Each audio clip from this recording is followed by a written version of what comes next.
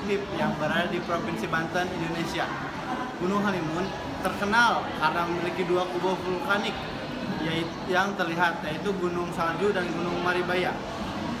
Kedua kubah ini terletak di sebelah barat daya Kota Bogor dan merupakan bagian dari Taman Nasional Gunung Halimun Salju. Gunung Halimun terkenal karena alamnya yang sangat menakjubkan, dengan hutan-hutan yang lebat dan juga hutan hujan tropis yang liar. Air terjun, danau, dan serta banyak jenis satwa liar lainnya. Gunung ini juga terkenal karena keberadaan berbagai jenis flora dan fauna yang unik, termasuk beberapa spesies yang terancam punah.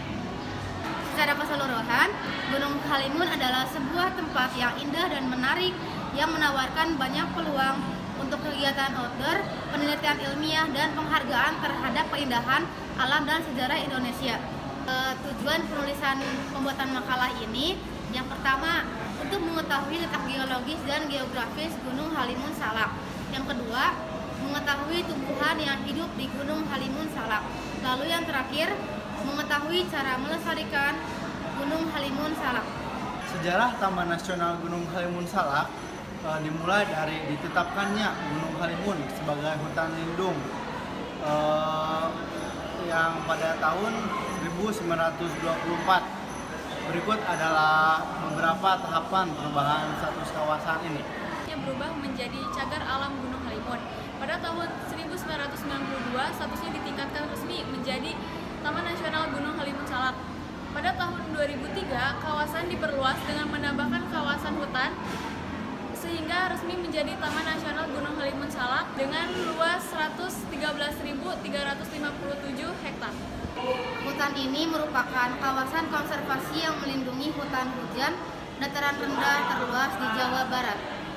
Di kawasan ini terdapat lebih dari 700 jenis tumbuhan berbunga serta beberapa jenis fauna penting yang dilindungi, contohnya seperti Jawa, macan tutul, owa Jawa, dan surili. Letak geografis Puncak Salak yakni berada pada 6 derajat 44 bintang selatan dan 106 derajat 44 bujur timur. Letak astronomis puncak gunung ini ialah pada 6 derajat 43 lintang selatan dan 106 derajat 44 bujur barat.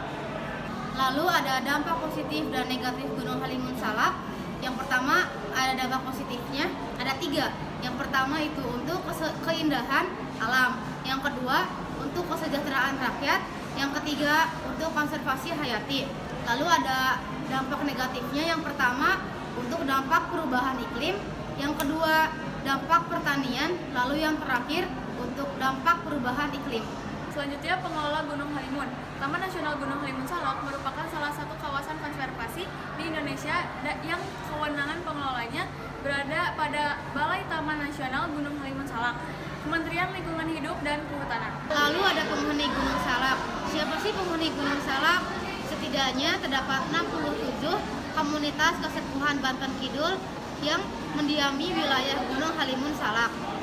Menurut liputan6.com, Lebak Masyarakat Hukum Adat atau HMA Banten Kidul telah meninggali wilayah pergunungan Halimun Salak sejak abad 17 Masehi. Sok. Kondisi sosial masyarakat di sekitar kawasan Taman Nasional Gunung Halimun Salak relatif homogen, termasuk dalam kategori masyarakat desa dengan tingkat pendidikan yang masih rendah. Mayoritas responden berusia produktif dan merupakan penduduk asli setempat dengan kondisi kesehatan yang prima serta status sosial yang rendah.